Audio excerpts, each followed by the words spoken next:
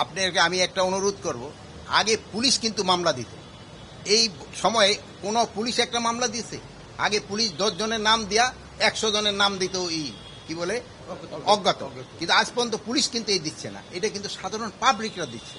আমি যদি পুলিশ একটা এরকম মামলা দেয়, আপনি আমার কাছে আইনেন যে 10 জন যে নাম দিয়ে আর 500 জন যে করে দেওয়া। এখন যারা মামলা দিচ্ছে এটা তো সাধারণ জনগণ। এটা আপনি সাধারণ জনগণকে বলতে হবে, ভাই যারা অ্যাকচুয়াল ক্রিমিনাল তারে দাও। কালকে আমার কাছে একজন আসছিল, দুইটা এসে বলে স্যার আমাদের যে অরিজিনাল যেই তারা আমরা 11 না। আমি বলি কেন? তারা তো 1 নম্বরে দিবেন। আপনি বলেন না, যারা এটা ড্রাফট করছে ওই ধরেন কার কাছে যায় ড্রাফট করতে আপনারা জানেন, এটা কিন্তু আমার পুলিশের কাছে যাচ্ছে না, অন্যের কাছে যাচ্ছে। বলে তারা এইভাবে সাজাই দিছে।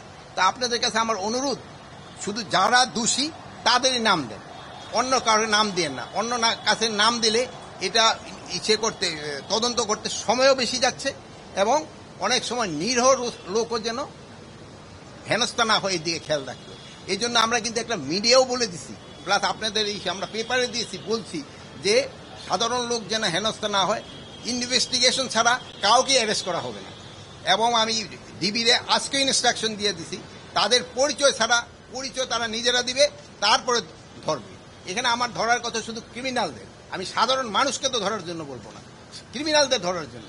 সাধারণ পাবলিকের যেটা কমফোর্ট হয় এটার দিকে আমাদের পুলিশ চেষ্টা করবে। এটার ক্ষেত্রে জনসচেতনতাও একটু বাড়াতে হবে। সেদিন কালকে দেখলাম যে ইউনিভার্সিটি, ওই যে জাহাঙ্গীরনগরী, এখানে ধরেন যে তারা তো সবচেয়ে শিক্ষিত এরা, তাদের ক্ষেত্রে এই সচেতনতা আসতে হবে। মানে হয় একজন অন্যায় করলে তারা আইনের হাতে সোপর্দ করেন, কিন্তু এই আইন তো আপনার হাতে তুলে নেওয়ার কারো কিন্তু অধিকার নেই। আইনের হাতে তাকে সোপর্দ করতে হবে। এটার ক্ষেত্রে আপনারাও একটু আমাদের সাথে কাজ করতে পারেন, জনসচেতনতা বৃদ্ধি করতে হবে, যেটা ইনোসেন্ট লোক যেন কোনো অবস্থায় কোনো হেনস্থা না হয়। এই জন্য আমি আপনাদের কাছে অনুরোধ করব, আপনারা চেষ্টা করেন।